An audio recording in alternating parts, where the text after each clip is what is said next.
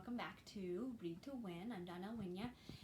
And last time we talked about how to teach consonants. Consonants have three ways that we can look at them.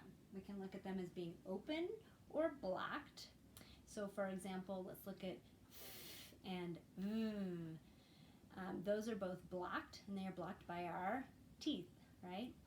How about p and b? They are both blocked by our lips. And then there are some like t and d, which are blocked by our tongue, okay? So you can think of three different things that block that sound from coming out: tongue, teeth, and lips. The other thing that we discussed talking about with your kiddo as you're introducing these sounds is it a stop, or does it continue on and on and on and on and on? So if you take a big breath, can you continue with that sound forever, or does it stop real quick? The last one is the fun one. You get to put your hand on your throat and feel if your motor is on with the sound or off with the sound. Now, like I told you previously in my meme, that we were going to talk about vowels today. So the cool thing about vowels is they are all open and they are all voiced. So they are all open with your mouth and your motor's on with all of them, whether it's a short sound of a vowel, a, e, I, or whether that's the long sound of a vowel, a, e, I, o, u, okay? So one way to get your child to start to hear those vowel sounds, because those are the most important letters in our words, and most of the time that is the case because they can make more than one sound. So they need to know what the sounds of those vowels are and when they're going to make those sounds, or the different sounds that they can make. So a fun way to do this is I have vowel sticks. Of course, I do this at school.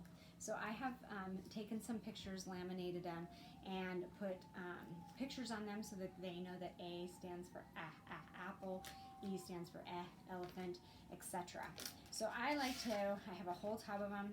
I give my kids the vowel sticks. They lay them out, and I do this activity with them that I'm going to show you. Not everybody has vowel sticks available, but you can take a 3x5 card, fold it in half, and this is an Orton-Gillingham technique. And you can just write the letter of the vowels on that 3x5 card. This is called a vowel tent.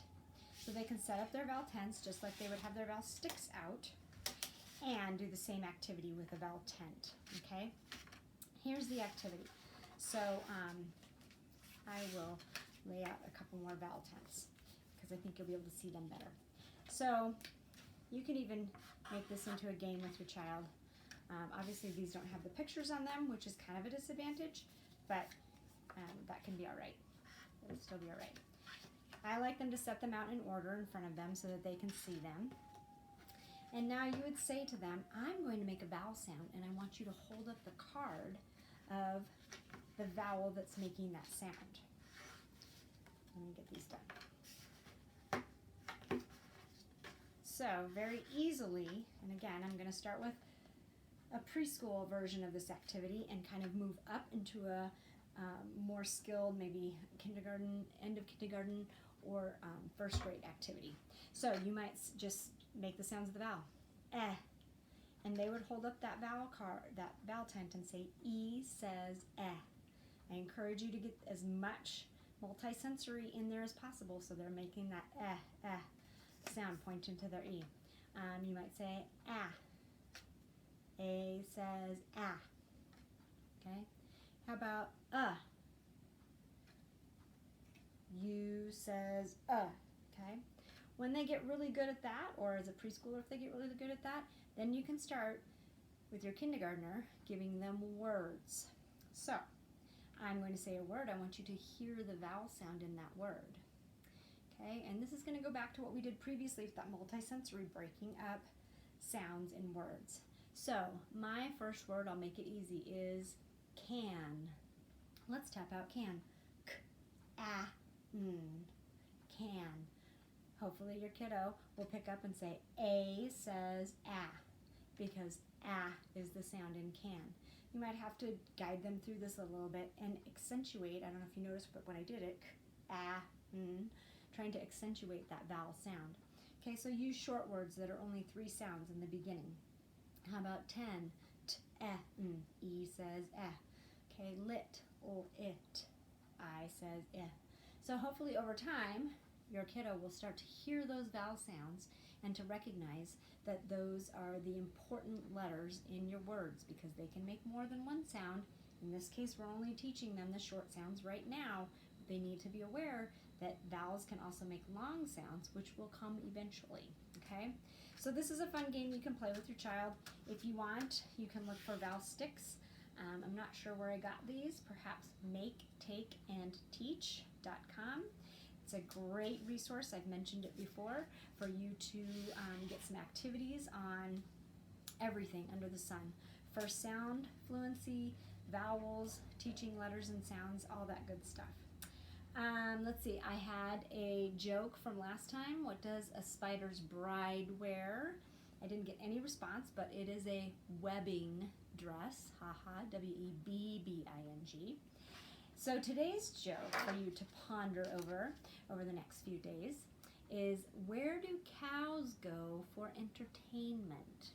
And I want you to notice that these are not complicated jokes because you want the kids to be trying to think it out and figure out the answer because they can. Okay? One last thing is, when you're talking about consonants like we were last time, I didn't touch on L and R over here. L and R are what I call curlers because your tongue is curling. So L, O, your tongue is curling up, and your tongue is curling to the side. So I like to have the hand gesture of O and and a lot of kids have a hard time with these two sounds. They have a really difficult time with those. So you can go through these open blocked, stop and continuant, motor on or off with them, but also just giving them a gesture to think about as they're trying to make those sounds. Front curler and side curler because your tongue is kind of curling. The last thing here that I didn't mention last time is digraphs. So digraphs are when two letters, they come together and they make one sound. So some popular digraphs are SH. S and H come together and they say sh, and that's one sound. T and H come together and they say th, or the voiced version, they come together and make one sound. Same with CH, ch. Same with WH, wh. So that we do have digraphs in our language where there's two letters that are coming together that make one sound. I call those the H brothers. So CH, SH, TH, and WH. And I like to play a little game with them where I give each, I call them the H brothers, so each brother gets a name. Chad for ch, Theo for TH, Whit for WH, and Sherman for SH. So I have detailed ways that I have a picture of each character. Obviously Sherman likes it quiet, so he says shh. Theo's naughty, he sticks his tongue out and he goes Chad likes choo-choo trains, so he goes ch, ch. And Sherman, Chad, Sherman, Whit, who's the last one? Chad, Sherman, Whit, and Theo. So I think, Whit, that's what it is. Whit, he likes to whistle, so you're doing kind of what you do when you whistle.